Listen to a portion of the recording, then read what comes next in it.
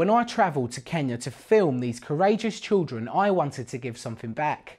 As highlighted in the first part of this documentary, social stigma is a very serious and real problem. However, another issue that is equally just as important is sun cream. Temperatures in Kenya are at an average of 24 degrees Celsius every day. Therefore, one can only imagine just how much exposure the skin is susceptible to. Each and every one of us have a gene that produces melanin, and in turn, this protects us from the sun's harmful UV rays. Unfortunately, this is not the case for persons with albinism because of a lack of melanin. Sun lotion, something all of us take for granted, is something that is a basic need for them. CACSU and many other leading charities in Kenya, such as Lions and ASK, work very hard to ensure the children are provided with sun lotion, which is purchased from Boots Pharmacy. However, this depends on funding. While filming in Kenya, there were days where they couldn't afford to buy something so basic for the children, and this made me extremely sad. We as a society can do a lot more to help. Imagine waking up to sores and sunburn with the thoughts of possibly developing skin cancer, a life-threatening disease. No one in the 21st century should have to go through this, but they do, and what can we do about it?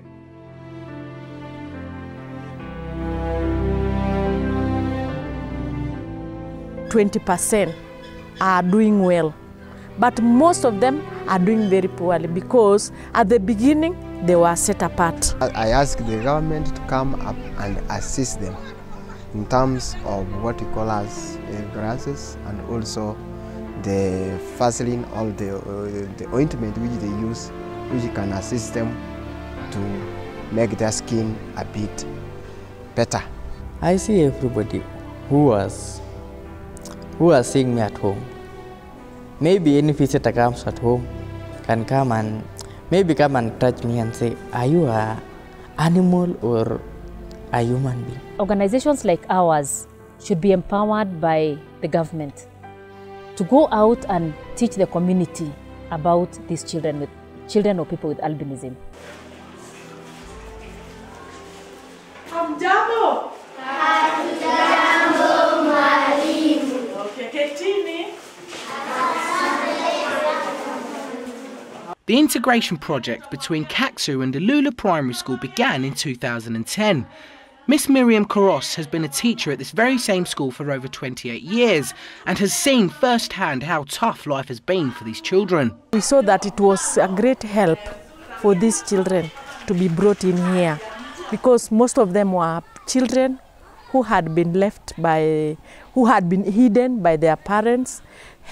Some parents fear to show that they have albino children, and therefore some families break. And when they break, these children end up suffering. They take a long time to join into the children because they are already traumatized. Some even they fear, some cannot walk because maybe they were being kept in the house for so long. They are very delicate also at the same time, because when they get a problem on their skin, it takes long to heal. And even if they are bitten by something, you find them, most of them, when they go home, they come back, they have a lot of, you see? And they also come back lacking the ointments that they use, your oil, when they come back. So they come back when maybe they are sick, they take time in learning, yeah? It affects them. 2, their eyes. You see, we have them now with the others. When we are teaching, we don't teach them separately, we teach them the same. When we write, we want them to finish the same, but their eyes don't see. For example, the class that I am in, I have 7 of them. It's no shock that every child loves to play with their friends at school, and here at Alula it's still very much the case. However, it's at these times when the children are most vulnerable from the sun's rays. When joining the school, the albino children are provided with what is known as a pith helmet hat, and this provides them with some defence from the sun. However, this alone is not enough. We depend on international funding, and it is not guaranteed that you'll get that kind of funding. So, and our budget may not be met this year. It may be more or less depending on each year. So what we normally do, of course, the sun lotion is a must because they cannot do without the lotion. They have to have a bottle once. I mean, you issue a child a bottle every month. So that means a child needs 12 bottles every year. And a bottle, the cheapest bottle you can get here is 1,500. That's about 15 euro. 15 euro. That is very expensive. It's beyond even anyone's budget, or you cannot manage to purchase that kind of lotion. So you can imagine if I'm supporting 150 children and each child needs a bottle every month, that means I need 12 bottles times 150 children. Agnes and many other albino children have to apply the sun lotion sparingly. This puts the children at risk from skin cancer simply because it cannot be applied all over the body. Sadly, these kids only have two choices: use small amounts so you don't run out, or apply the sun cream throughout the body to maximise the protection and run out. This shouldn't happen. Like now, when it comes to food or lotion, lotion is not a luxury. I'm not saying food is a luxury. It's not a luxury either. It's basic. And even lotion here is not a luxury. It's basic. It's something they cannot get out of the building, out of the house or the hostel without applying it. And in very hot season, you have to apply about 3 times in a day. So, so sometimes it forces us to seek material food donation. I mean, we seek food donation not in terms of finance. So we approach companies or individuals who have charitable hearts, or it is in them they are charitable, and they've been helping us out. So most of them have been giving us food support whenever we have shortage of food, because we need to buy the lotion instead.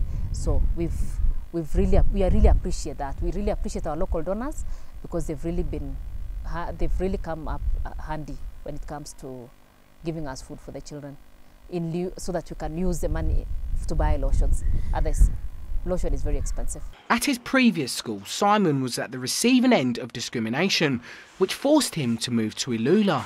I heard about this school and I told my parents, no, if that school is for, they say they're for albinism and everything is there, let's go and check that school.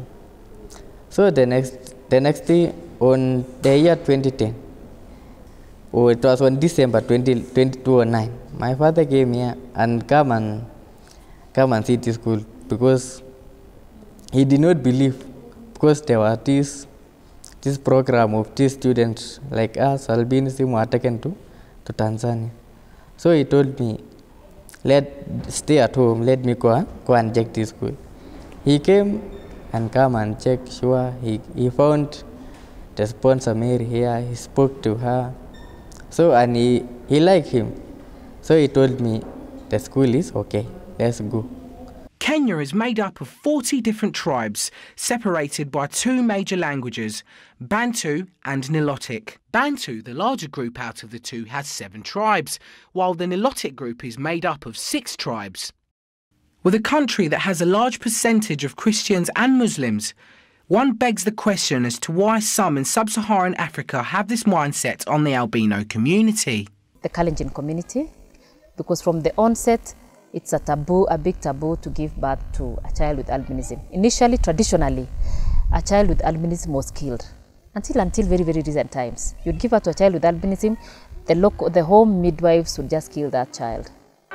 Persons with albinism are humans just like you and me, and we must do our bits to try and help in any way possible. My appeal to you is for a donation for any amount of sun lotion to help protect these kids from the silent killer that is the sun.